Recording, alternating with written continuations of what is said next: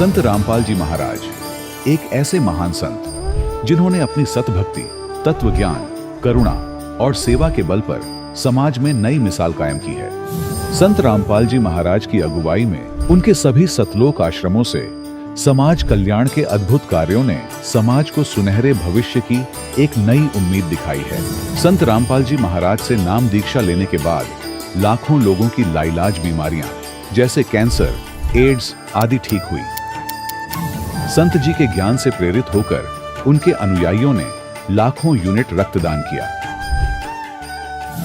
संत जी ने लाखों बहन बेटियों का दहेज मुक्त विवाह करवाया।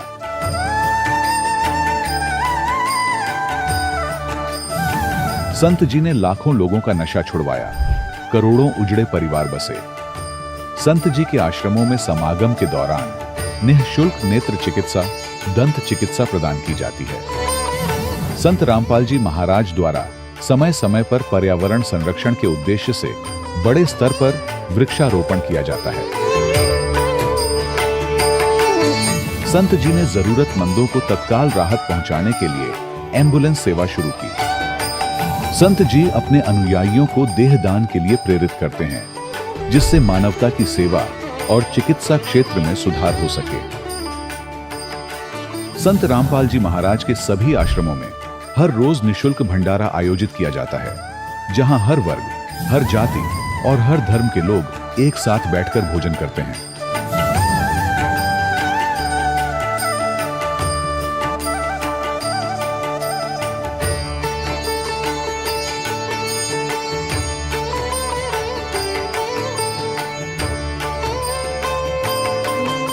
संत रामपाल जी महाराज की अन्नपूर्णा मुहिम ने गरीब और बेसहारा लोगों के जीवन में एक नई ऊर्जा और उम्मीद को जन्म दिया है। घर घर खाद्य सामग्री और जरूरी मदद पहुंचाकर संत रामपाल जी महाराज ने लोगों को दुख और मजबूरी से लड़ने की ताकत प्रदान की है।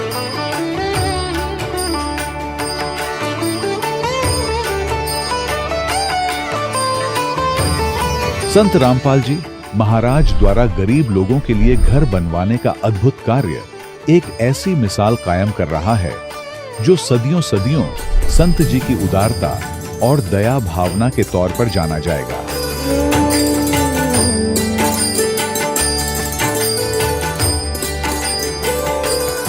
संत रामपाल जी महाराज के आश्रम में हजारों बुजुर्गों को सम्मान और प्यार के साथ जीवन जीने का अवसर मिलता है। उनके खाने, रहने और स्वास्थ्य की पूरी जिम्मेदारी संत रामपाल जी महाराज उठाते हैं। अनाथ बच्चों के लिए संत रामपाल जी महाराज के सभी आश्रम किसी वरदान से कम नहीं। यहाँ उन्हें शिक्षा, संस्कार और भविष्य के लिए बेहतर अवसर प्रदान किए जाते हैं। चाहे बाढ़ हो, भूकंप या महामारी, संत रामपाल जी महाराज और उनके अनुयायी हमेशा ही जरूरतमंदों के लिए सबसे आगे खड़े रहते हैं। कोविड महामारी के दौरान संत रामपाल जी महाराज के आश्रमों से करोड़ों लोगों के लिए भोजन, दवाइयां और जीवन रक्षक सामग्रियां उपलब्ध कराई गई। चाहे गरीब की मदद हो या किसी शोषित और पीड़ित वर्ग के हक और सम्मान की लड़ाई, संत रामपाल जी महाराज ने हमेशा ही उनकी दबी आवाज को सरकारों तक पहुंचाया है और उन्हें उचित न्याय दिलवाने में अहम भूमिका अदा की है। समाज में आध्यात्मिक और सामाजिक मूल्यों के प्रति जागरूकता लाने में संत रामपाल जी महाराज हर कदम पर मानवता के सच्चे सेवक साबित हुए हैं। संत रामपाल जी महाराज का जीवन हमें सिखाता है कि सच्ची सेवा वही है जो निस्वार्थ भाव से की जाए। आइए हम भी इस महान सेवा के कार्य में इस महान संत से जुड़ें और संत रामपाल जी महाराज से नाम दीक्षा लेकर अपने जीवन को धन्य बनाएं।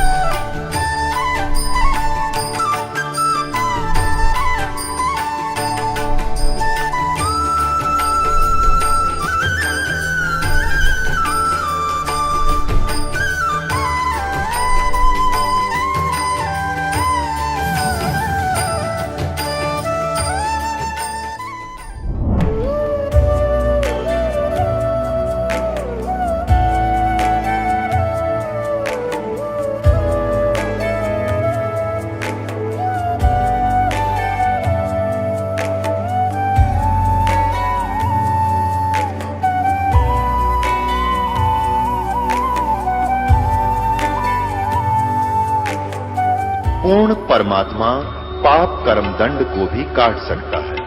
अभी तक जिस भी संत व महापुरुष से मिले, उन्होंने यही बताया कि पाप कर्म फल भोगने से ही समाप्त होगा। वो प्रभु कौन है जो पाप कर्म को काट देता है, वो काल के बंधन से छुड़वा देता है? उसका क्या नाम है, पूजा की विधि क्या है? कृपया अवश्य सुनिए जगत गुरु तत्वदर्शी संत रामपाल जी महाराज के अमृत वचन। सत साहिब दर्शकों, एक महिला के जीवन में जो दुख और पीड़ा आती है, उनसे मुक्ति दिलाना किसी चिकित्सक या सामान्य व्यक्ति के वश की बात नहीं होती। इन गहन दुखों और कठिनाइयों से उसे बाहर निकालने की शक्ति केवल वही समर्थ परमात्मा रखता है जो सभी प्राणियों और इस सृष्टि का सृजन करता है। आज हम आपको एक ऐसे ही शक्ति के चमत्कार का साक्षात्कार कराने जा रहे हैं। मध्य प्रदेश के नरसिंहपुर की रहने वाली राखी शर्मा जी से मिलिए। ये देवी देवताओं की परंपरागत साधनाओं में लीन रहते हुए भी भूत प्रेत बाधाओं और शारीरिक कष्टों से ग्रस्त थीं। लेकिन जब इन्होंने तत्वदर्शी संत रामपाल जी महाराज से नाम दीक्षा ली, तो इनके जीवन में अद्भुत चमत्कार हुआ। संत रामपाल जी महाराज, जिन्हें आज एक महान समाज सुधारक के रूप में पूरे विश्व में जाना जा रहा है, उनके आश्रमों का वातावरण इतना शांति और सकारात्मकता से भरपूर है कि पहली बार वहां जाने वाला व्यक्ति अचंभित रह जाता है। राखी जी भी इसी सकारात्मक ऊर्जा से प्रभावित हुईं। जब इन्होंने संत जी से नाम दीक्षा ली, तो उनकी सभी समस्याएं धीरे धीरे समाप्त होने लगीं। भूत प्रेत बाधा से मुक्ति मिली और गर्भावस्था के दौरान जब डॉक्टरों ने उनके बच्चे को अपंग घोषित किया, तो संत जी की कृपा से वह बच्चा पूरी तरह स्वस्थ पैदा हुआ और संत रामपाल जी महाराज की कृपा से उन्हें नया जीवन मिला है। आइए अब सुनते हैं दुखों से उभरकर सुखी हुई राखी जी की यह प्रेरणादायक कहानी, उन्हीं की जुबानी। बहन जी नमस्कार। सर साहेब। क्या नाम है जी आपका? राखी शर्मा। कहाँ से आए हैं आप? जिला नरसिंहपुर, तहसील गारडावारा, ग्राम जौआरा, MP। अच्छा, आप ये बताइए, आपने संत रामपाल जी महाराज से नाम दीक्षा कब ली? संत रामपाल जी महाराज से दीक्षा मैंने ली है 28 अप्रैल 2013। संत रामपाल जी महाराज से नाम दीक्षा लेने से पहले आप क्या भक्ति साधना करते थे? ब्रह्मा विष्णु महेश की भक्ति करते थे, खासकर लक्ष्मी जी को मानती थी मैं। इसके अलावा किसी साधु संत से भी नाम दीक्षा ले रखी थी? नहीं ली थी मैंने। अच्छा, आप एक बात बताइए, आप MP में रहते हैं, संत रामपाल जी महाराज से नाम दीक्षा कैसे ली आपने? सर मैंने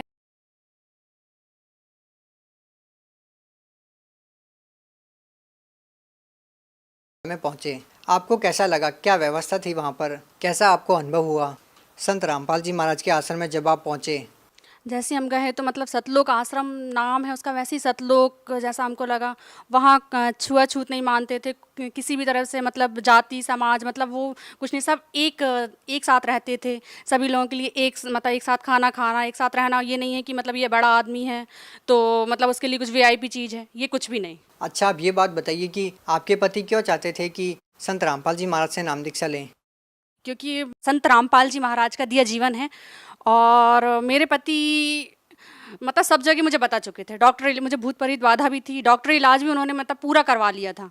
उन्हें मतलब कहीं मतलब विश्वास नहीं था, पर उनके लिए ये था कि एक सच्चा ज्ञान क्या होता है, उन्हें वो चीज़ की प्रेरित थी। वो सब चीज़ें हताश होके गए थे और उन्हें विश्वास था कि मैं संत रामपाल जी महाराज जी के पास जाके बिल्कुल ठीक हो जाऊँगी। उनको पूरा विश्वास था। आपके पति ने आपको सब जगह दिखा लिया था, साधु संतों से भी वो मिल चुके थे, उसके बाद भी आपको आराम नहीं मिला। उसके बाद आपको वो संत रामपाल जी महाराज के आश्रम में लेके जाते हैं, आपको नाम दीक्षा दिलाते हैं और वो खुद भी नाम दीक्षा लेते हैं। क्या उसके बाद आपने जो बताया कि आपको भूत प्रेत की बाधा थी, आपको और भी जो बीमारियां थी, क्या वो ठीक हुई? बिल्कुल ठीक हो गई। लौट के वो चीज़ मतलब शरीर में है ही नहीं, वो तकलीफ नहीं है।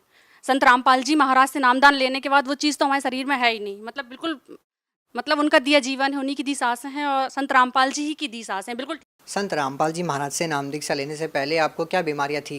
मुझे थायराइड था, जो मैं बताती हूँ, मैं रिपोर्ट लेकर आई हूँ, 1 मिनट में बताती हूँ। कहाँ पे दिखाया था? मैंने नागपुर में दिखाया था और भोपाल में दिखाया था। तो ये मैं नागपुर की रिपोर्ट जो रखी हूँ, जो 5 रहना चाहिए, ये आप देख सकते हैं ये रिपोर्ट। वो ये जो 5 रहना चाहिए वो 25.5 था। डॉक्टर ने कहा था कि आपको मतलब टैबलेट खानी पड़ेगी, और 4 जो हार्मोन्स के तरीके से रहता है, ये हार्मोन्स आपके 4 साल में नॉर्मल आ पाएंगे, वो 4 हफ्ते में नॉर्मल आ गए थे। संत रामपाल जी महाराज जी ये सब चीज़ कर सकते हैं, और अन्यथा डॉक्टर ये सब चीज़ें और कोई नहीं कर सकता। जब आपने डॉक्टर को दिखाया, ये रिपोर्ट आपको पता चली, डॉक्टरों का क्या कहना था कि आपको जो ये प्रॉब्लम है वो किस बारे में है और क्या आपको प्रॉब्लम हो सकती है, किस तरह से इसका इलाज होगा, क्या डॉक्टर ने आपको बताया? डॉक्टर ने बोला कि आपको 4 साल में आराम लगेगा, क्योंकि जो चीज़ 5 रहनी चाहिए वो 25.5 हो चुकी थी, और इस चीज़ में अगर आपको प्रेगनेंसी होती है तो वो भी नहीं हो सकती है। पर संत रामपाल जी महाराज से जुड़ने के बाद मुझे प्रेगनेंसी हुई, और प्रेगनेंसी के मतलब वैसे नॉर्मल आ गया था। प्रेगनेंसी के समय शायद ये परमात्मा का प्रमाण देने के लिए, प्रेगनेंसी के समय मेरा थायराइड बढ़ गया था, पर उसके बाद मतलब थायराइड में बोलते हैं कि पूरे समय की डिलीवरी नहीं होगी, और बच्चा होगा तो अपंग होगा या फिर मानसिक रूप से वो होगा।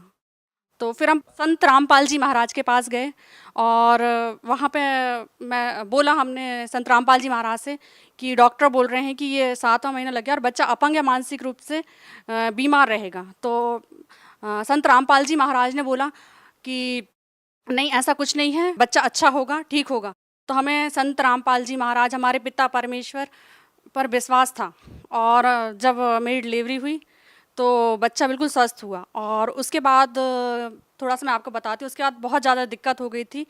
बच्चे होने के बाद मेरे शरीर में इन्फेक्शन फैल गया था, और पूरे शरीर में मतलब इन्फेक्शन फैल चुका था, जहर फैल चुका था।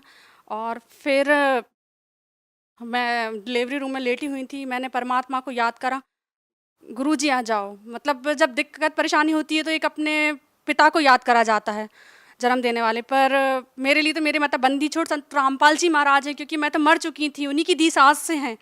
तो बस मैं रो रही हैं, और डॉक्टर बोल रहे हैं कि उनको सरकारी अस्पताल रेफ़र कर दो। पूरी हरी नीली पड़ गई थी, मुझे खुद लग रहा था कि मैं बिल्कुल नहीं बचूंगी। पर संत रामपाल जी महाराज मतलब मेरे पिता खुद कहाँ हरियाणा में हैं, और अचानक मैं याद कर रही हूँ उनको कि गुरुजी आ जाओ, गुरुजी आ जाओ, हे संत रामपाल जी महाराज आ जाओ, मेरे पिता आ जाओ, कि मैं आखिरी समय आपको देख सकूं, क्योंकि आपकी दी सांस है, मैं मर जाऊं तो मतलब कोई वो नहीं रहेगा, आपकी दी सांसें हैं, एक बार आप मुझे दर्शन दे जाओ परमात्मा। गुरुजी, लेबर रूम का गेट लगा था, अपने आप गेट खुला, गुरुजी आए, संत रामपाल जी महाराज आए, उन्होंने मुंह पे हाथ रखा, सर पे हाथ रखा, और अचानक मेरे सर से मतलब एकदम उल्टी हुई, और उल्टी के बाद अपने आप जो पॉइजन था वो पूरा निकल गया। मतलब ये एक चमत्कार है, डॉक्टर तक से रेफर करने लगे थे जो सरकारी अस्पताल में। ये केवल संत रामपाल जी महाराज, एक पिता अपने बच्चे के लिए कर सकता है, अन्यथा कोई संसार में नहीं है जो मतलब मरे हुए को जिंदा कर दे। ये संत रामपाल जी महाराज ही कर सकते। कौन से हॉस्पिटल में थे उस टाइम पे आप? जिला नरसिंहपुर के अग्रवाल हॉस्पिटल में थे हम। संत रामपाल जी महाराज से नाम दीक्षा लेने के बाद आपको और क्या लाभ मिला? जैसे कि मैंने आपको बताया, डिलीवरी के समय मुझे इन्फेक्शन हुआ था, और मतलब पूरे शरीर में पॉइजन फैल गया था, उससे मतलब मुझे नया जीवन दान मिला। और थायराइड था, जो बच्चा अपंग बताया था वो बच्चा हुआ, बिल्कुल ठीक है, मानसिक रूप से भी ठीक है, शारीरिक रूप से भी ठीक है। और मैं आपको एक लाभ और, मैं भूत प्रेत बाधा थी मुझे, वो मतलब वो अब लौट के मेरे शरीर में नहीं, संत रामपाल जी गुरु जी की कृपा से। और मैं आपको एक लाभ और बताना चाहती हूँ कि जो मुझे हुआ है, एक बार क्या हुआ कि मैं चूड़ी की कवर्ड में चूड़ियाँ रखी हुई थी, जैसे ये चूड़ी कवर्ड है मेरा, और बस ये ऐसा सांप फन करा हुआ सांप बैठा हुआ था, बस सांप के पास से मैंने चूड़ी उठाई, सांप ने फन करा पर मुझे काट नहीं पाया। संत रामपाल जी महाराज ने मुझे हर तरीके से मतलब हर जगह मुझे बचाया। और मेरे बच्चे को सफ़ेद दाग थे, बड़े बच्चे को 10 साल का है वो, उसे भी सफ़ेद दाग हो चुके थे, तो आज वो बिल्कुल पूरा ठीक है।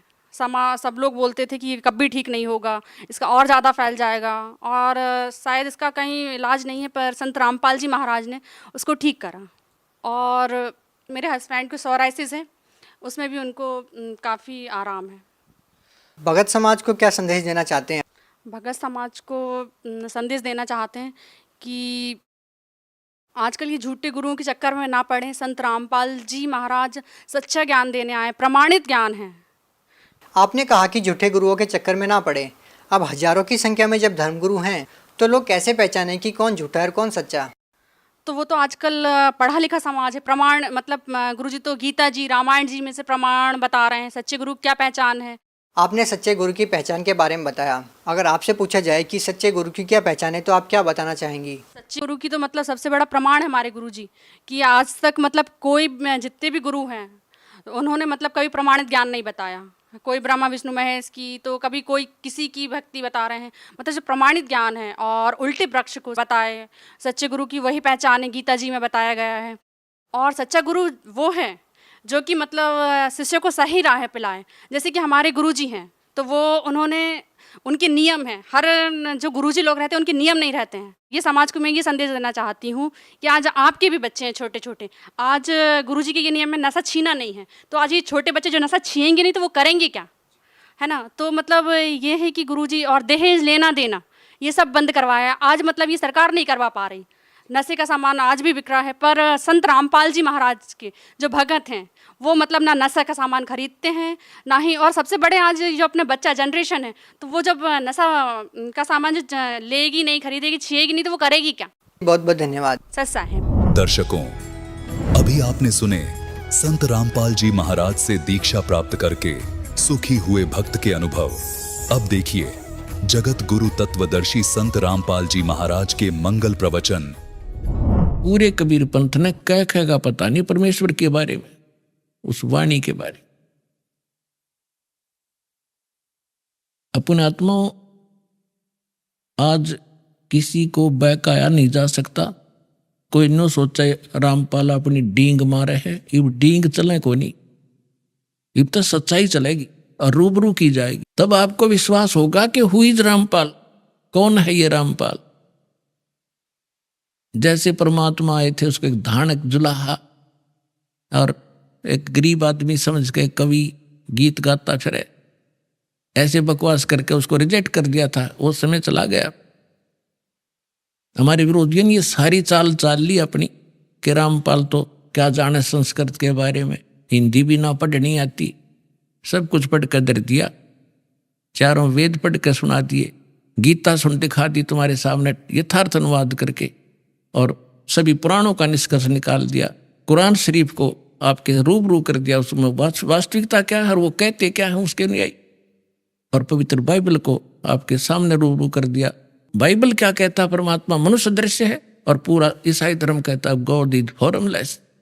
तो खाक पड़ा उन्होंने सदग्रंथों को, क्या समझा उन इन महापुरुषों की वाणी को। इस दास पर रजा हुई, और दास इसलिए कहता है क्योंकि परमात्मा स्वयं आए थे। उन्होंने भी बीच बीच में अपनी आइडेंटिटी बतानी पड़ी। हम ही अलख अला हैं, कुतुब गोस और पीर, गरीब दास खालक धनी, हमरा नाम कबीर। अब परमात्मा को कोई जानता ही नहीं था, तो इसलिए उन्होंने अपनी महिमा आप बतानी पड़ी। ए रामानंद राम हम 52 नरसंगे, गरीबदास कली कली हम ही सर्वंगे। सर्वव्यापक हम ही हैं। और ए स्वामी सृष्टा में सृष्टि हमारे तीरे, दास गरीब अधर बसू में अवगत सत कबीर। तो परमात्मा ने अपनी महिमा आप बतानी पड़ी, इसलिए दास भी ये रह कर कह रहा है कि इस विश्व में इस दास के अतिरिक्त ये यथार्थ ज्ञान नहीं है। और यदि कोई इस दास से प्राप्त ज्ञान और इस मंत्रों को स्वयं आगे प्रचार करता है तो अच्छी बात है, लेकिन स्वयं वो संत बनकर ये दान करने लग जाएगा, वो समाज का सबसे बड़ा शत्रु होगा, और वो अब घने दिन चलेगा नहीं। तो दास आपको ये बताना चाहता है कि हमारे जो यथार्थ सदग्रंथ हैं, तो परमात्मा का जो कबीर वाणी है, कबीर बीजक है, कबीर सागर है, और कबीर शब्दावली है, कबीर दोहे हैं परमात्मा के। ये तो 1 नंबर का सदग्रंथ है। इसमें सभी 18 पुराण, 11 उपनिषद, 6 शास्त्र और श्रीमद् भगवत गीता और साथ में 4 वेद, इस सभी का समावेश है। लेकिन वो लैंग्वेज ऐसी है जो आम व्यक्ति समझ नहीं सका, क्योंकि अभी तक अध्यात्म मार्ग को जानने की चेष्टा उन्हीं लोगों ने की जो संस्कृत जानते थे, और वो व्याकरण को ही महत्व देते रहे। पुण्यात्माओं, परमात्मा ने सारा समाधान कर रखा है। कहते हैं जैसे कुंभ कुम्हार का ऊपर चित्र अनूप, वस्तुता मद है नहीं जैसे जल बिन कूप। कि परमात्मा क्या बताना चाहते हैं कि जैसे एक सुंदर घड़ा हो और उसके ऊपर बहुत अच्छी चित्रकारी कर रखी हो, और उसमें जल हो नहीं, उसमें भर रखी हो खड़, और एक सिंपल सा घड़ा हो और उसके अंदर शीतल जल, स्वादिष्ट जल भरा हो। तो परमात्मा ये बताना चाहते हैं हमें कि तुम किसको पसंद करोगे? जिसमें जीवन दाता जल है, चाहे उस घड़े के ऊपर चित्रकारी बेसिक ना हो, सिंपल हो, पर शीतल जल हो और खूब सुंदर बढ़िया उसका बढ़िया पानी भरा हो, तो के चाटे उस चित्रकारी के आले घड़े न जिसमें खड़ भर रखी हो। तो ये संस्कृत और शुद्ध हिंदी बोलने वाले इस जनता को अपने पीछे इसी आधार से लगाए हुए थे कि कबीर क्या जाने ज्ञान को, इसने बोलना भी नहीं आता, इसकी भाषा उठपटांग है। तो आज तक हम वो खड़ खाते रहे उस शुद्ध चित्रकारी घड़े वाली उन शुद्ध बोलनिया की। अब हमने पता चला कि इसमें अमृत भरा पड़ा है, जो हमारा जीवन दाता जल भरा पड़ा है इसे सिंपल से घड़े में। और आज हम सब तृप्त हो रहे हैं, और जो खड़ खा रहे वो आज तक रो रहे हैं। तो पुण्यात्माओं, अब प्रथम नंबर तो ये परमात्मा का ये तो अनमोल ज्ञान है, इसमें तो ऑल इन वन का आकर वो है। अब हम 4 वेदों पर आधारित हैं, हिंदू धर्म के, विशेषकर हिंदू धर्म के अनुयायी, और श्रीमद् भगवत गीता पर आधारित हैं कि ये ऑथेंटिक शास्त्र है, और 18 पुराणों पर। अब दास ये बताएगा कि सदग्रंथ कौन कौन से और किस सत्र के हैं, उपनिषद क्या है, पुराण क्या है, वेद क्या और गीता क्या है। अब जैसे सृष्टि रचना के अंदर आपको बहुत बार सुनाया है, अब भी थोड़ा सा हिंट देंगे। जिस समय हम अपनी गलती के कारण इस काल के साथ आ गए, और जब हम वहां से चले, परमात्मा ने एक संकेत किया था कि बच्चों तुम जा रहे हो, लेकिन मैं तुम्हें एक सार नाम बताता हूं, मूल मंत्र बताता हूं। इस मूल मंत्र को तुम याद रखना, फिर मैं तुम्हें शीघ्र वहां से छुड़वा लाऊंगा। यदि तुम दुखी हो तो इस मूल मंत्र को, मूल नाम को, मूल ज्ञान को और इस सार नाम को याद रखना। अब हमने कहा जी ठीक है। तब तो हमारा चा चढ़ रहा था ये आने का, बहुत जबरदस्त उमंग उठ रही थी। अब यहां ते इसने ऐसे पत्थर डाल दिया हमारी बुद्धि पर, हमें ये नहीं पता, 2-3 वर्ष के बाद ही भूल लेते हैं पिछला हमने क्या किया था। तो उसको याद दिलाने के लिए स्वयं परमेश्वर आए। उस परमेश्वर ने दया बख्शी हमारे ऊपर।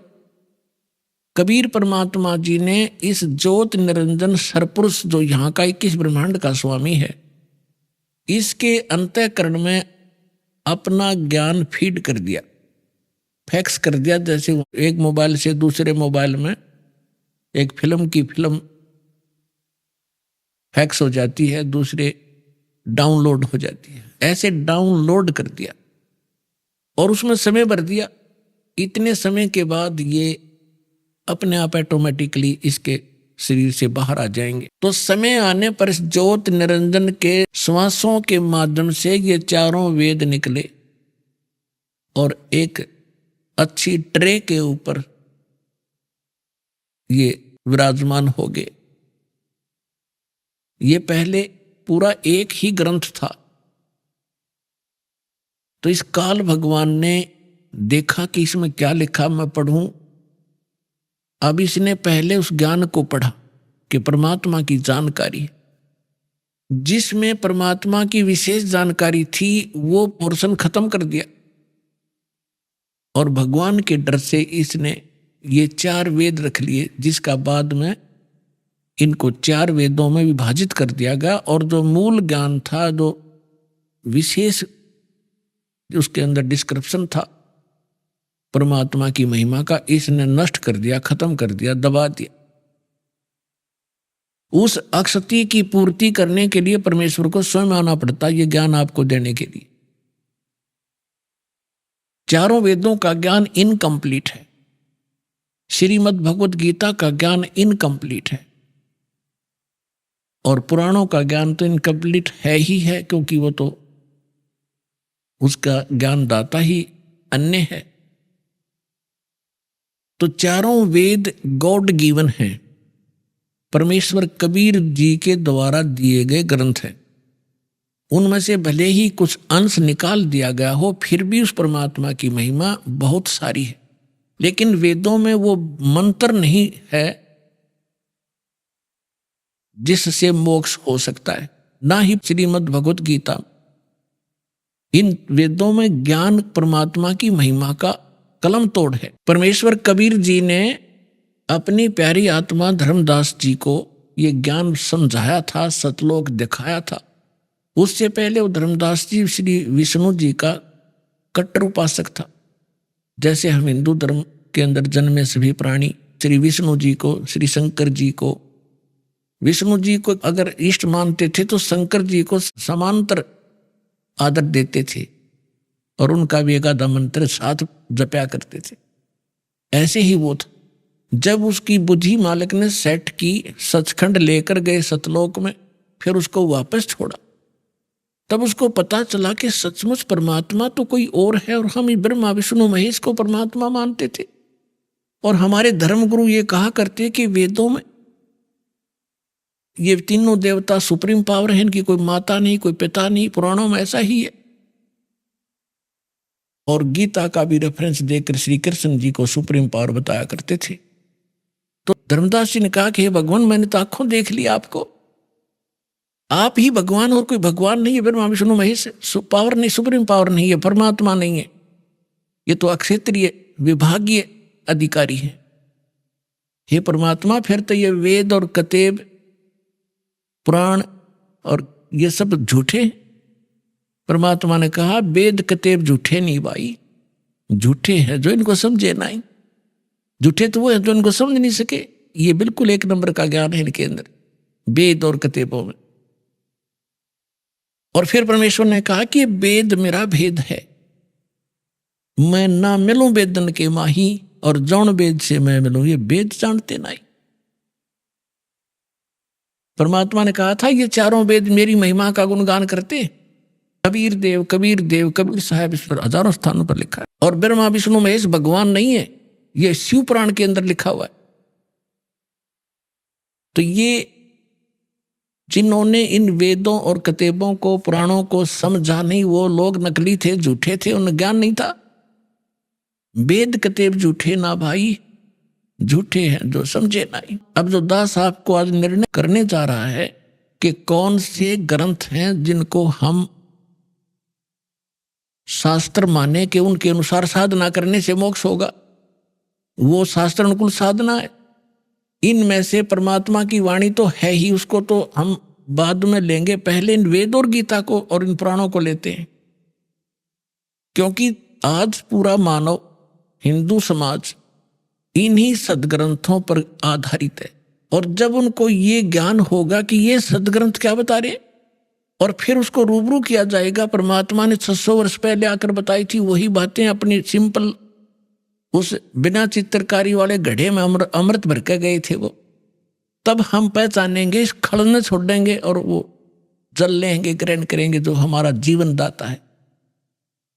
तो पहले हम वेदों को और गीता जी को, इसको निर्णय करते हैं। ये वेद आपको बता दिया गॉड गिवन है, ये स्पिरिचुअल नॉलेज है, ये वो शास्त्र हैं जिसके अनुसार हमने साधना करनी चाहिए। लेकिन ये इनकम्प्लीट है, इनमें कंप्लीट स्पिरिचुअल नॉलेज नहीं है। उदाहरण के लिए दास बताता है, अब चारों वेदों का ज्ञान ही श्रीमद् भगवत गीता है। इसमें गीता ज्ञान दाता ये ब्रह्म है और वेद ज्ञान उसको डायरेक्ट मिला हुआ है। उसमें जो लिखा है वो परमात्मा ने ही लिखा है। जो कुछ भी उसमें लिखा है भगवान ने लिखकर भेजा है। जो कुछ इसकी तरफ का रोल है वो भी मालिक ने लिखा है, इसमें भेजा है इसके पास। अब श्रीमद् भगवत गीता में इसने अपना मत अड़ाया है कुछ जो युद्ध करवाने की, और वो वेदों से मेल नहीं खाता है तो वो रिजेक्टेड है, वो हमें मान्य नहीं है। श्रीमद् भगवत गीता में जहां पर ये कहता है अर्जुन ये मेरा मत है, यानी वो वेद ज्ञान नहीं है, इसका अपना मत है। और वो मत अगर वेद से मिलता है तो ठीक है, वेद के विपरीत है तो वो ठीक नहीं है। पवित्र चारों वेद, पवित्र श्रीमद् भगवत गीता, ये एथेंटिक शास्त्र हैं जिनके अनुसार हम साधना करेंगे और ये गॉड गिवन है। अब बात रही उपनिषद और पुराणों की। उपनिषद क्या है? उपनिषद है किसी ऋषि का अपना अनुभव, जैसा उसने भगवान को जाना, वेदों को पढ़ा और फिर अपने डले डोए अभ्यास समाधि समुद्धि लगाई, उसने जैसा अनुभव हुआ उसने उसमें लिख दिया। वो उसी के नाम से, जैसे मंडूक्य उपनिषद है, मांडुक्य नामक एक ऋषि था, उसका अनुभव उसमें जो लिखा, और उस उपनिषद में यदि वेद के विरुद्ध ज्ञान है तो वो रिजेक्टेड है, और वेद के अनुकूल है तो वेद वाला है, उसका क्या, वो कहां से लाया फिर, वो तो वेद के अंदर विद्यमान ही है। अब बात आती है पुराणों की। ये पुराण क्या है? ये पुराण है श्री ब्रह्मा जी का अनुभव। इस काल भगवान ने सबसे पहले ये चारों वेद जो काट छांट करके इसने रखे थे, ऋग्वेद, यजुर्वेद, सामवेद और अथर्ववेद, ये चारों के चारों वेद इस ब्रह्मा जी को दिए। ब्रह्मा जी की बुद्धि इस काल के हाथ में है। ब्रह्मा जी कौन है? ये इस काल का पुत्र है, ज्येष्ठ पुत्र, बड़ा पुत्र। और सेकंड नंबर के विष्णु जी और थर्ड नंबर के शिव जी, ये काल के पुत्र हैं। दुर्गा और काल के संयोग से उत्पन्न हुए हैं। दुर्गा इनकी माता है, काल ब्रह्म इनका पिता है। तो इस काल भगवान ने अपने बड़े पुत्र ब्रह्मा को ये सौंपे कि आप गुप्त रूप से, सागर मंथन हुआ उसमें छोड़ दिए, ये उठा ले। माँ ने कह दिया बेटा तू पढ़ ले, तू बड़ा है, ये तेरा काम है, इस ग्रंथों को समझ और समझा। तो उसने वेदों को जैसा समझा, उसने आगे पुराणों में वो अनुभव बोल दिया। ये पुराण एक ज्ञान है, इसको 18 विभागों में बांट दिया गया। कैसे बांट दिया? जैसे दक्ष आदि ऋषियों को ब्रह्मा ने ज्ञान दिया, उन्होंने आगे अन्य ऋषि अपने वंशजों को सुनाया, कुछ ब्रह्मा जी से प्राप्त, कुछ अपना अनुभव। आगे चलते चलते उसी ज्ञान को जो ब्रह्मा जी ने ज्ञान दिया था वो तो है ही सभी में, लेकिन प्रत्येक राइटर ने, प्रत्येक वक्ता ने अपना अपना अनुभव उसमें मिलाना शुरू कर दिया। तो ये जो ब्रह्मा जी का दिया हुआ अनुभव है, वेदों को जैसा उन्हें समझा है, तो वेदों से इन ऋषि महर्षियों ने एक ओम नाम प्राप्त कर लिया और उस ओम नाम को पूर्ण परमात्मा का मान लिया। जबकि यजुर्वेद अध्याय नंबर 40 के मंत्र नंबर 10 में स्पष्ट किया है कि कोई तो परमात्मा को संभवात कहता है। संभवात माने जन्म लेकर श्री राम और कृष्ण के रूप में अवतरित होता, जन्म लेता है, साकार। और कोई उसको असंभवात कहता है, यानी वो जन्म ही नहीं लेता, निराकार है। उसमें लिखा है कि वो परमात्मा कैसा है, जन्म लेता है या नहीं लेता है, वो तत्वदर्शी संत बताते हैं, उनसे सुनो। तो इससे सिद्ध हो गया कि वेद ज्ञान भी इनकम्प्लीट है, कंप्लीट नहीं है। अब इन ऋषियों की बुद्धि पर यहां पत्थर पड़ गया कि उसमें यह स्पष्ट किया है कि वो वास्तविक ज्ञान तो इनसे हटकर है। श्रीमद् भागवत गीता के अंदर अध्याय नंबर 4 के श्लोक नंबर 32 और 34 में स्पष्ट किया है गीता ज्ञानदाता ने, ब्रह्म ने, कि परमेश्वर अपने मुख कमल से जो ज्ञान देता है उसमें विस्तार के साथ उसकी वाणी में उनके मुख से निकले हुए वचनों में वो यथार्थ भक्ति मार्ग और धार्मिक यज्ञों की जानकारी, अनुष्ठानों की जानकारी विस्तार से की गई है। वो तत्व ज्ञान है और उस ज्ञान को जानकर तो सर्वथा सभी पापों से मुक्त हो जाएगा। चौथे अध्याय के 34वें श्लोक में कहा कि उस ज्ञान को तत्वदर्शी संतों के पास जाकर समझ, उनको दंडवत प्रणाम करने से, कपट छोड़कर उनकी सेवा करने से, प्रसन्न करने से वो तत्वदर्शी संत तुझे उस तत्व ज्ञान का उपदेश करेंगे। इति सिद्धम कि गीता ज्ञान कंप्लीट नहीं है, इनकम्प्लीट है। और श्रीमद् भगवद गीता के अंदर कौन से मंत्र हैं? आज सुबह के सत्संग में आपको ये निर्णय दिया गया था कि कौन है भगवान, कैसा है परमात्मा, किसने देखा है भगवान, वो रहता कहाँ है भगवान। और फिर अब शाम के सत्संग में आपको ये सिद्ध करना है कि वो शास्त्रानुकूल साधना कौन सी है और वो कौन सी साधना है जिससे भगवान प्राप्ति होती है और किसने की है। आज के सत्संग का ये विषय होगा और इन सत्संगों को सुनने के बाद आपको कुछ भी जानना शेष नहीं रहेगा, क्योंकि आज बुद्धिमान समाज है, कोई बालक नहीं है। और दास ने भी 14 वर्ष हो गए यही ज्ञान रहकर रटातों को और सीडी भर कर दे रखी, चिप बना रखी बालका ने और डूंडा ठा रखा है। जो हमारे लिए पहाड़ थे ये सदग्रंथ गीता और वेद, आपके लिए पहली का कायदा बना दिया इस दास ने, परमात्मा कबीर जी की रजा से। क्योंकि टीचर का काम यही होता है सिलेबस को इस सत्र से डिफाइन करे कि स्टूडेंट समझ सके, विद्यार्थी समझ सके, यही काम होता है टीचर का। लेकिन अभी तक हमें ये आध्यात्मिक गुरु नहीं मिले थे, ये नकली थे, सारे शास्त्र विरुद्ध ज्ञान दिया करते थे। तो अब दास जो बता रहा है कि पवित्र चारों वेद, पवित्र श्रीमद् भगवद गीता और पवित्र परमेश्वर की अमरवाणी और उन महापुरुषों को जिनको भगवान मिले उनके अमृतवाणी, वो एफिडेविट हैं उस परमात्मा की जानकारी की, वो है शास्त्र। और उसके अनुकूल जो साधना करेंगे वो शास्त्र अनुकूल साधना है। और जो पुराण है वो गॉड गिवन नहीं है, वो ब्रह्मा जी के गिवन है।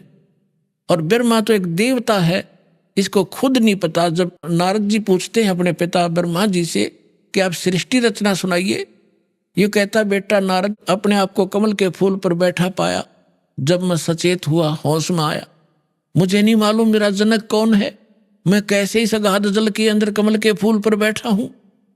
जिस आदमी ने अपनी उत्पत्ति का नहीं पता वो और खाक ज्ञान देगा औरों को, वो क्या बताएगा भविष्य की और भूत की। अब इन ऋषियों ने ब्रह्मा जी से ज्ञान ग्रहण किया और यजुर्वेद अध्याय नंबर 40 के मंत्र नंबर 15 में इसमें लिखा है कि ओम कर्तु समर किलबे समर कर्तु समर वायु अनिलम अथिदम भस्मांतम शरीरम। जब ये शरीर समाप्त हो तब तक, इस शरीर का अंत होवे तब तक, और उस परमात्मा की भक्ति करती रहनी चाहिए। कैसे करे? ओम कर्तु समर किलबे समर और कर्तुम समर, ओम नाम का जाप काम करते करते सिमरण करो और विशेष तड़फ के साथ कसक के साथ स्मरण करो और मनुष्य जीवन का मूल कर्तव्य जान के ओम नाम का जाप करो।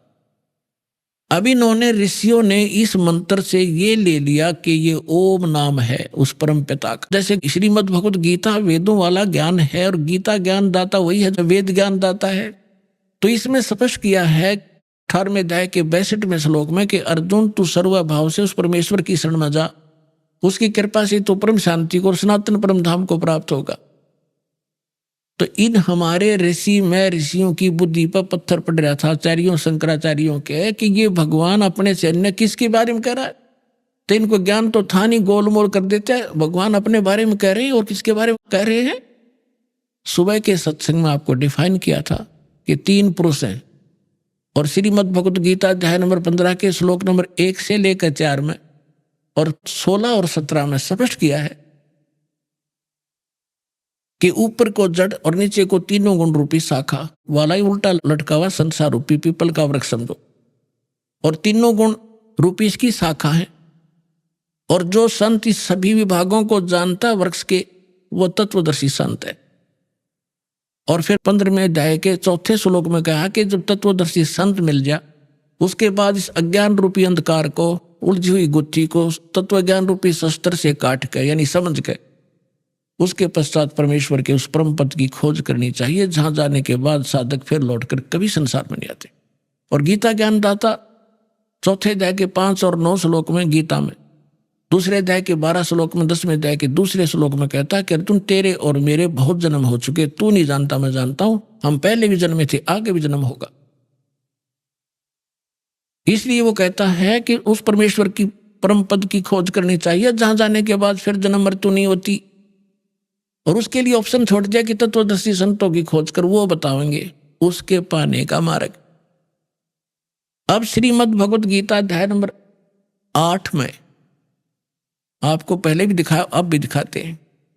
8 के 13 में मंत्र में लिखा है, ओम इति एकाक्षरम ब्रह्म विवहारण माम अनुसमरण ये प्रयाति तजन देहम स याति परमाम गति। मुझ ब्रह्म का केवल एक ओम मंत्र है, और जो इसकी अंतिम सांस तक इस ओम नाम का सिमरण करता हुआ जाता है, तो ओम नाम से मिलने वाली जो परम गति वो प्राप्त हो जाती है। ओम नाम से मिलने वाली परम गति कौन सी है? ब्रह्म का मंत्र है, ब्रह्म लोक प्राप्त होता है। गीता अध्याय नंबर 8 के श्लोक नंबर 16 में यह भी स्पष्ट किया है कि ब्रह्मलोक में गए हुए प्राणी भी फिर जन्म मृत्यु में आते हैं। तो वो स्थिर नहीं है, वो परम गति नहीं हुई, वो मोक्ष नहीं हुआ जो गीता अध्याय नंबर 15 के श्लोक नंबर 4 में वर्णित है कि उसके पश्चात परमेश्वर के उस परम पद की खोज करनी चाहिए, जहां जाने के बाद फिर लौटकर कभी संसार में नहीं आते। तो आज इस सत्संग में दास आपको ये क्लियर करना चाहेगा कि वो कौन से मंत्र हैं जिनसे मोक्ष होगा, वो शास्त्र अनुकूल साधना कौन सी है। और ये कंसेप्ट जब क्लियर हो जाएगा पुण्यात्मा, तो अपने आप मन को जगह नहीं रहेगी कि तो बकवाद गढ़न की या किसी नकली संत के बीच में बढ़न की कितनी कोशिश कर लिए, आपके हृदय में वो उसका ज्ञान समावेगा नहीं। फिर आप भक्त बनोगे, फिर आप मोक्ष प्राप्ति करोगे, क्योंकि रास्ते में हमारे कोई काल के दूत दिशा चेंज कर देते थे, हम ठीक मार्ग पर चलाए भगवान ने, फिर दिशा बदल दी उन लोगों ने, हम धक्के खाते फिर रहे आज तक।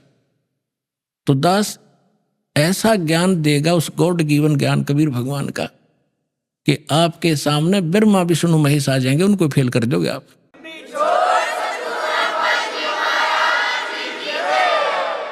तो सबसे पहले आपको दिखाते हैं कि हमारे पवित्र सदग्रंथ जिनको हम शिरोधार्य मानते थे वो कौन सा मंत्र बताते थे, और हमारे नकली धर्मगुरु हमें कौन से मंत्र रटवाते थे।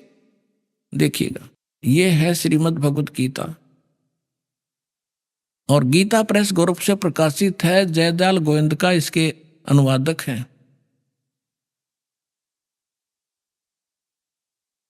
अध्याय नंबर 8 का श्लोक नंबर 13 आपको दिखाते हैं। ये 8 का 13 नंबर, इसमें है ओम इति, ये ओम शब्द है, यहां इन्होंने अनुवाद भी किया है ओम ओम, ये ऐसा ओम प्रणव मंत्र है। ये ओम इति एकाक्षरम ब्रह्म व्यवहारन माम अनुसमरण ये प्रयाति तजनदेहम स याति परमाम गतिम। इन्होंने अनुवाद ठीक नहीं करना आया, ये लिखा है जो पुरुष, यहां से शुरू होता है इसका, जो पुरुष ओम ओम इस एक अक्षर रूप ब्रह्म को उच्चारण करता हुआ उसके अर्थ स्वरूप मुझ निर्गुण ब्रह्म का चिंतन करता हुआ शरीर त्याग कर जाता है, वह पुरुष परम गति को प्राप्त होता है। हमने ये लेना है कि ये ओम नाम है इसकी पूरी गीता में, पूरी श्रीमद् भगवत गीता में और कोई मंत्र नहीं है जाप करने का, केवल एक ओम मंत्र है। ये है ब्रह्म का, ये कहता है मुझ ब्रह्म का, ओम इति एकाक्षरम ब्रह्म व्यवहारन माम अनुसमरण ये प्रयाति तजन देहम स याति परमाम गतिम। अभी आपने सुने संत रामपाल जी महाराज के मंगल प्रवचन। आइए अब सुनते हैं संत रामपाल जी महाराज से नाम दीक्षा लेकर सतभक्ति करके अद्भुत लाभ प्राप्त करने वाले अनुयायी के विचार। दर्शकों, कहते हैं कि जब तक सच्चे ज्ञान की रोशनी से जीवन प्रकाशित नहीं होता, तब तक व्यक्ति को कर्मों की सख्त मार और कठिनाइयों का सामना करना पड़ता है। शास्त्र विरुद्ध साधनाओं के चलते लोग दुख और परेशानियों में घिर जाते हैं और वास्तविक शांति की खोज में दर दर भटकते हैं। ऐसी ही पीड़ा का अनुभव दिल्ली की ममता जी ने भी किया। पारंपरिक भक्ति और पूजा पाठ के बावजूद इन्हें न तो सुकून मिला और न ही मानसिक शांति मिली। पारिवारिक कलह, पति की नशे की आदतें, खराब सेहत और आर्थिक तंगी ने उनके जीवन को और भी मुश्किल बना दिया। परंतु इनका दुखों का सिलसिला तब अंत हुआ जब इन्हें मिली शांतिदायक पूर्ण परमात्मा कबीर साहिब जी के अवतार तत्वदर्शी संत रामपाल जी महाराज जी की शरण। उनके द्वारा बताई गई शास्त्रानुकूल साधना करने से इनके साथ अद्भुत अविश्वसनीय चमत्कार हुए। पति की नशे की लत छूटी और घर में सुख शांति की स्थापना हुई। इनके हाथ में सेप्टिक को चुका था। डॉक्टर्स ने कहा था कि हाथ काटने पर ही इनकी जीवन रक्षा होगी, लेकिन असली रक्षक कबीर भगवान ने इनका सेप्टिक बिना इलाज के ही ठीक कर दिया। यह अद्भुत चमत्कार चिकित्सकों के लिए भी आश्चर्यजनक और हैरतअंगेज था। अब सुनिए ममता जी की मुंह जुबानी, उनकी हैरान कर देने वाली अद्भुत कहानी। नमस्कार जी। सत साहेब। क्या नाम है बहन जी आपका? ममता शर्मा। बहन जी आप कहाँ से हैं? दिल्ली घोंडा। बहन जी संत रामपाल जी महाराज से नाम दीक्षा आपने कब ली? 12 जून 2014। संत रामपाल जी महाराज से नाम दीक्षा लेने से पहले क्या आप कोई भक्ति साधना भी करते थे? जी, हम ब्रह्मा विष्णु महेश की भक्ति करते थे और उससे भी ज़्यादा हम दुर्गा को मानते थे। दुर्गा की भक्ति इतनी करते थे, नवरात्रों में व्रत रहते थे। व्रत इतना ज़बरदस्त करते थे कि बस एक ही टाइम खाना खाना है, एक ही टाइम पानी पीना है, बाकी कुछ नहीं करना। अगर 2 बार खा लिया तो बस ये सोचते थे माँ दुर्गा नाराज़ हो जाएंगी। और इतना करते करते भी फिर भी मन में शांति नहीं थी बिल्कुल भी। बस ये सोचते थे कि क्या करें, सब बोलते हैं कि एक ही मालिक है, एक ही सच्चा, सबका मालिक एक है, वो कौन सा मालिक है ये सोचते थे, पता नहीं चलता था। फिर भी हम ब्रह्मा विष्णु महेश माँ दुर्गा के पीछे पड़े थे। हमारे हस्बैंड हैं वो इतना नशा करते थे, मैं ये सोचती थी अगर कोई भगवान है तो इनका नशा छुड़वा दे। यही सिगरेट वगैरह गांजा पीते थे, घर में बहुत कलेश रहता था और जुआ वगैरह भी खेल लेते थे। और इतनी बीमार रहती थी मैं, बहुत बीमार रहती थी हर टाइम। कभी कुछ, कभी दांत में दर्द, कभी कान में दर्द, कभी बुखार, कभी कुछ, और भी कुछ नहीं तो बस टाइफाइड हो जाता था जल्दी जल्दी। उस भक्ति से हमें कोई लाभ नहीं मिला, कोई परेशानी हल नहीं हुई हमारी, और बल्कि हानि होती थी हमें। बहन जी आपने बताया कि आप ब्रह्मा विष्णु महेश की भक्ति करती थी, माता दुर्गा की भी भक्ति करती थी। माता दुर्गा में आपका अटूट विश्वास था। इन सब भक्ति साधनाओं से आपको कोई लाभ नहीं मिला, आप बीमार रहने लगी, आपके पति भी नशा करते थे, आपकी आर्थिक स्थिति बहुत ज़्यादा खराब हो गई। तो फिर संत रामपाल जी महाराज की शरण में आप कैसे आईं? संत रामपाल जी महाराज जी की शरण में हम ऐसे आए कि हमारे देवर हैं, उनके दोस्त हैं, वो हमारे घर पे आए, ऐसी परमात्मा की चर्चा कर रहे थे।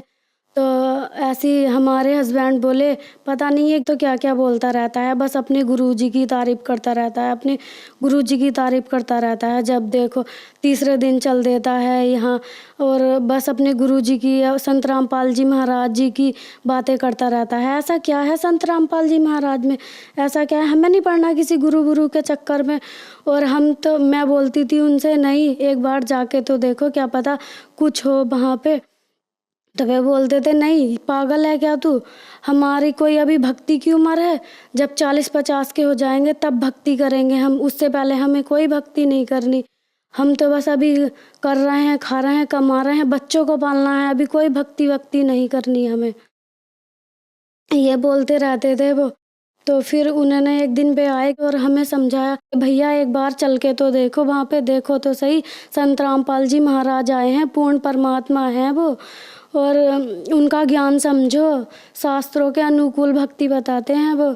तो ऐसे ही एक दिन आए वो हमारे घर पे और बोलने लगे ऐसी, और हम सब बैठे थे। एक बार हमारे हस्बैंड बोले नहीं, एक बार मैं चलूँगा तुम्हारे साथ और मैं देखता हूँ कैसा हिसाब किताब है वहाँ का। आश्रम में गए वो वहाँ चले गए। वहाँ जाके उन्होंने देखा संत रामपाल जी महाराज जी के आश्रम में, तो उन्होंने देखा कि हाँ यह तो सद्भक्ति बताते हैं, भक्ति का सही रास्ता दिखाते हैं। और गुरु जो होते हैं वो तो उनके जो शिष्य होते हैं वो नामदान देते हैं। यहाँ तो संत रामपाल जी महाराज खुद देते हैं अपने उस मुंह से नामदान। हमें नहीं लेना किसी और से, हमें तो संत रामपाल जी महाराज जी से ही नाम लेना है। वे गए, फिर उन्होंने जहाँ पे नाम दीक्षा मिल रही थी वहाँ उन्होंने नियम समझाए। फिर उन्होंने संत रामपाल जी महाराज जी से नाम ले लिया। मैंने उनके 1 महीना बाद 12 जून 2014 को ले लिया था। बहन जी, हमने सुना है कि जो भी श्रद्धालु संत रामपाल जी महाराज से नाम दीक्षा लेते हैं उनको बहुत सारे लाभ प्राप्त होते हैं। तो क्या संत रामपाल जी महाराज से नाम दीक्षा लेने के बाद आप लोगों को भी कोई लाभ प्राप्त हुए? मेरे पति बहुत नशा करते थे, गांजा पीते थे, सिगरेट पीते थे। संत रामपाल जी महाराज जी के नाम लेने के बाद उनका सारा नशा छूट गया और वे सही भक्ति करने लगे। सबसे पहला लाभ हमें ये हुआ। अब दूसरा लाभ ये हुआ, उनको डेंगू हो गया था। डेंगू हो गया, उनकी प्लेटलेट बहुत गिर गई थी। 17,000 प्लेटलेट रह गई थी उनकी। तो डॉक्टरों ने बोला कि या तो इन्हें खून चढ़ाना पड़ेगा या फिर प्लेटलेट चढ़ेंगी इनके, दोनों में से कोई एक चीज़ चढ़वा लो। तो हमने बोला नहीं, हमें नहीं चढ़वानी, हमें अपने संत रामपाल जी महाराज पे पूरा विश्वास है। हमने मन ही मन संत रामपाल जी महाराज जी से प्रार्थना लगाई और प्रार्थना लगाने के बाद संत रामपाल जी महाराज जी का ये संदेश आया कि कबीर परमात्मा दया करेंगे। उसके बाद उनकी 17,000 प्लेट थी। 17,000 प्लेट के बाद ना तो हमने कोई खून चढ़वाया ना प्लेट चढ़वाई। उसके बाद उनकी 50,000 प्लेटलेट हो गई।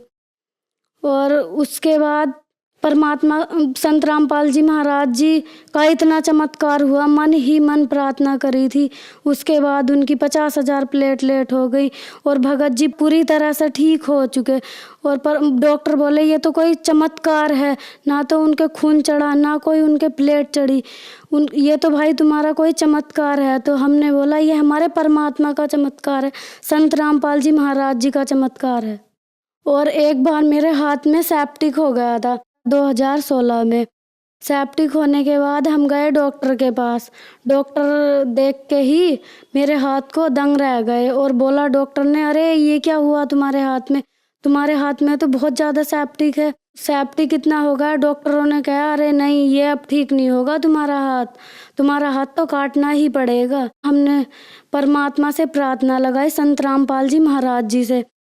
संत रामपाल जी महाराज जी ने कहा कबीर परमात्मा दया करेंगे, भक्ति करो अपनी।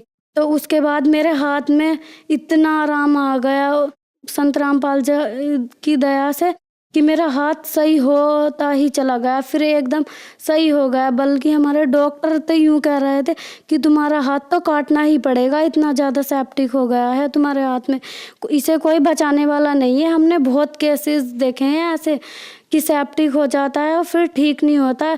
इतना हो गया था कि यहाँ से इसे काटना पड़ता और ये उंगली भी मेरी चलती नहीं थी, बिल्कुल जाम हो गया था हाथ। संत रामपाल जी महाराज जी से इतना लाभ हुआ हमें। एक बार हमारे हस्बैंड और हम कहीं जा रहे थे और मेरा एक बच्चा है, उसका शीनू नाम है, और वो बीच में बैठा था, मैं पीछे, वो चला रहे थे। तो एक मोड़ पे मोटरसाइकिल फिसल गई। उसके बाद फिसलने के बाद हम दोनों, मेरा बच्चा और मैं, गिर गए और इतनी तेज़ गिरे कि मेरे बेटे के सर में इतना मोटा फोड़ा हो गया। और मैं सोचने लगी हाय ये क्या हो गया, अब तो पता नहीं इसको क्या होगा। मैं मन ही मन संत रामपाल जी का सुमरण करती रही, सतनाम का सुमरण करती रही। और सुमरण करते करते मैंने आँख बंद कर ली। आँख बंद करके खोली तो देखा संत रामपाल जी महाराज जी का इतना चमत्कार हुआ। मेरे बेटे को तो जरा सी खरोच तक नहीं आई और वो बिल्कुल ठीक है। और हमारे घर में आर्थिक परेशानी भी बहुत रहती थी। हमारे हस्बैंड CNG सीएनजी पंप जो होते हैं ना, उन पे मैनेजर हैं। उसके बाद उन मैनेजर होने के बाद भी घर में इतनी तंगी रहती है। ससुर जी हमारे गवर्नमेंट रिटायर्ड हैं। नाम लेने से पहले हम इतने परेशान रहते थे पैसों से, हर चीज़ से उधार लेना यहाँ वहाँ से, फिर भी हम इतना हाथ टाइट रहता था। उनकी गवर्नमेंट जॉब है कि बस पूछो मत, ले दे के खर्चा चलाते थे। और आज संत रामपाल जी महाराज जी की इतनी दया हुई है हमारे ऊपर। 2-2 मकान है हमारे, गाड़ी भी है हमारे, यहाँ पे सब कुछ है। परमात्मा की इतनी दया है हमारे ऊपर।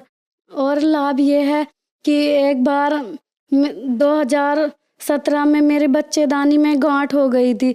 मेरे 106 mm की गांठ थी, दर्द होता था मेरे बहुत। डॉक्टरों ने मेरा अल्ट्रासाउंड करवाया। अल्ट्रासाउंड करवाने के बाद कहा कि इसका तो ऑपरेशन ही होएगा, ऑपरेशन के बिना निकल ही नहीं सकती किसी भी हालत में। तो हमने कहा ऑपरेशन होएगा, अभी तो मेरा छोटा सा बच्चा है, अभी तो मेरा एक ऑपरेशन हो चुका है पहले ही, और अब दूसरा ऑपरेशन होएगा, कैसे करूँगी मैं, इतनी सी उम्र है मेरी छोटी सी। तो डॉक्टरों ने कहा कि देख लो, ऑपरेशन तो होना पक्का है इसमें। तो हमने कहा नहीं, ऑपरेशन नहीं करवाना, हमें अपने परमात्मा पे पूरा विश्वास है। हमने संत रामपाल जी महाराज जी से प्रार्थना लगाई, और प्रार्थना लगाने के बाद संत रामपाल जी महाराज जी ने कहा सही भक्ति करो बच्चे, सही भक्ति करो। उसके बाद हम भक्ति करते रहे और डॉक्टरों को दिखाया। ऐसी नॉर्मल सी ऐसी एक छोटी सी शीशी दे दी थी उन्होंने पीने की, देसी दवाई, उससे ही ठीक हो गई। और संत रामपाल जी महाराज जी का इतना बड़ा चमत्कार हुआ। दूसरे डॉक्टरों को दिखाया तो उसने कहा 106 mm की गांठ थी। डॉक्टरों ने कहा ये कैसा चमत्कार है, हम नहीं मान सकते इसे, तुम दोबारा अल्ट्रासाउंड करवाओ। दोबारा अल्ट्रासाउंड करवाया तो उसमें मेरी रिपोर्ट बिल्कुल एकदम नॉर्मल आई। और रिपोर्ट भी ऐसी है, हमारे यहाँ यमुना विहार में बैठते हैं डॉक्टर सोमानी, जो कोई उनकी रिपोर्ट नकार नहीं सकता। और 106 mm की गांठ थी, वो संत रामपाल जी महाराज जी के भक्ति करने से ही बिना ऑपरेशन के 106 mm की गांठ बिल्कुल सही हो गई हमारी। और उसके बाद मेरा दूसरा बेटा भी हुआ, जबकि डॉक्टर यूँ कह रहे थे कि गांठ घुलने के बाद इतना बड़ा चमत्कार है कि बच्चा तो हो ही नहीं सकता। डॉक्टर बार बार पूछ रहे थे हमसे कि तुमने चेक करा है प्रेग्नेंट हो या नहीं। हमने कहा हाँ हमने चेक करा है। फिर डॉक्टर ने अपनी तसल्ली के लिए अपना रिपोर्ट करी, तब कहा अरे ये तो बहुत बड़ा चमत्कार है, ऐसा तो हो ही नहीं सकता, 106 mm की गांठ ऐसे घुल जाए, ऐसा नहीं हो सकता, बिना ऑपरेशन के ठीक हो ही नहीं सकती। तो हमने कहा कि संत रामपाल जी महाराज जी की सच्ची भक्ति करने से तो सब कुछ हो सकता है। जो मुर्दे को जिंदा कर सकते हैं वो एक गांठ को नहीं घोल सकते। गांठ तो बहुत नॉर्मल सी चीज़ है, ये तो सुख ऐसे ही मिल जाते हैं उनकी भक्ति करने से, संत रामपाल जी महाराज जी की। और मेरा दूसरा बेटा भी हुआ, वो आज 1.5 साल का है।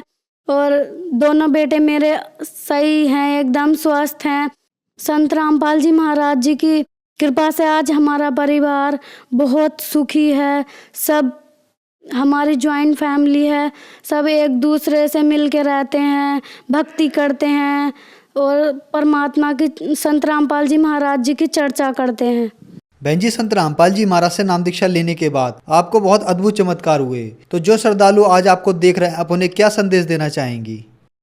संदेश तो क्या, बस मैं अपने भाई बहनों से प्रार्थना करना चाहूँगी कि वो संत रामपाल जी महाराज जी का ज्ञान समझें और नाम दीक्षा लें और अपना मोक्ष कराएं। धन्यवाद जी। सत साहिब।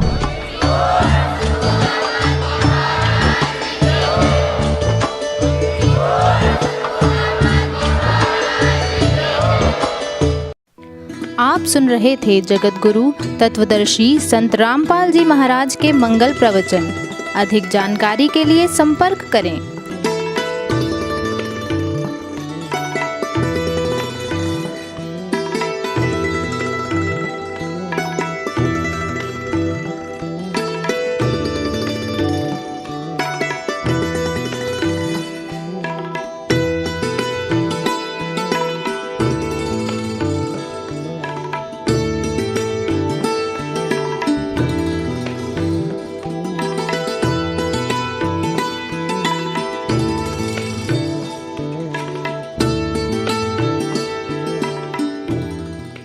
जगत गुरु तत्वदर्शी संत रामपाल जी महाराज जी के पावन सानिध्य में भक्ति की अलख जगाने तथा श्रद्धालुओं को सत्य भक्ति मार्ग का रास्ता दिखाने हेतु कनाडा के लोकप्रिय channel the TV NRI channel पर जगत गुरु तत्वदर्शी संत रामपाल जी महाराज जी के मंगल प्रवचनों का प्रसारण प्रतिदिन सुबह 7:30 बजे से 8:30 बजे तक तथा रात्रि 7:30 बजे से 8:30 बजे तक किया जा रहा है। इस सत्य भक्ति मार्ग को अपनाने के लिए अधिक से अधिक सत्संग प्रसारण देखें। इस सत्संग प्रवचन का सीधा प्रसारण संत रामपाल जी महाराज लाइव सत्संग YouTube चैनल और जगत गुरु संत रामपाल जी महाराज फेसबुक पेज पर भी देख सकते हैं।